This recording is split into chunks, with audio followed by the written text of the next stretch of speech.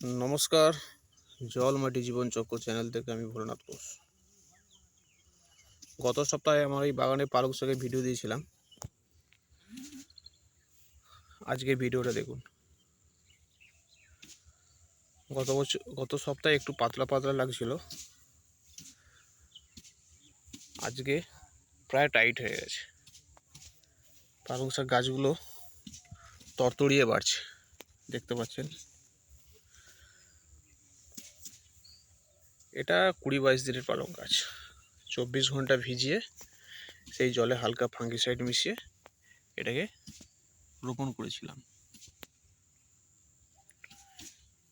এটাকে আমি শীষ পালংয়ের জন্য ব্যবহার করব, আরও কিছুদিন রাখবো। দেখতে পাচ্ছেন আর ওদিকে আছে, আমি দেখাচ্ছি ভিডিওটা।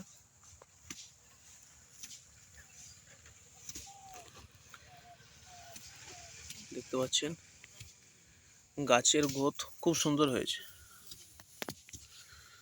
পালং শাক চাষে মূলত কয়েকটা জিনিসের উপর ডিপেন্ড করে। সেটা হচ্ছে মাটিটাকে ভালো করে নরম করবেন, গুঁড়ো গুঁড়ো করবেন। তারপর তাতে ডিএপি সার মেশাবেন। ডিএপি যতটা জায়গা সেই অনুপাতে দেবেন। ডিএপি সার মিশিয়ে ভালো করে ভিজিয়ে 2-3 দিন ফেলে রেখে সেই ভেজানো পালং বীজটাকে আপনাকে ছড়াতে হবে এবং হালকা করে মাটি চাপা দিয়ে দেবেন।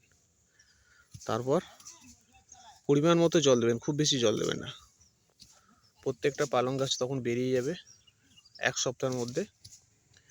1 সপ্তাহ পর আপনি যেটা করবেন সেটা হচ্ছে একতারা জাতীয় যেগুলো আর কি পাতা খাওয়া বা একতারা বা বেঞ্জয়েড গ্রুপের যে আছে ক্লিপ 30 যেটা আমি ইউজ করি আর কি, ইমামেকটিন বেঞ্জয়েড, সেটাও দিতে পারেন। একবার দিয়ে দেবেন। 15 দিন পর সামান্য ইউরিয়া দেবেন। ইউরিয়া দিয়ে জল ছিটিয়ে দেবেন, ব্যাস। পালং শাকের দিকে আর তাকাতে হবে না। এই গত সপ্তাহে ইউরিয়া দিয়েছি, এই সপ্তাহে তার রেজাল্ট মানে একটা যে ঝাঁক রয়েছে সেই ঝাঁকের মধ্যেই একটা বান্ডিল হয়ে যাবে। এর পাতা খাওয়া পোকাটা লাগে, পাতা খেয়ে না, সেই জন্য ওই একতারা জাতীয় নাহলে ইমামেকটিন বেঞ্জয়েড ইউজ করতে হবে।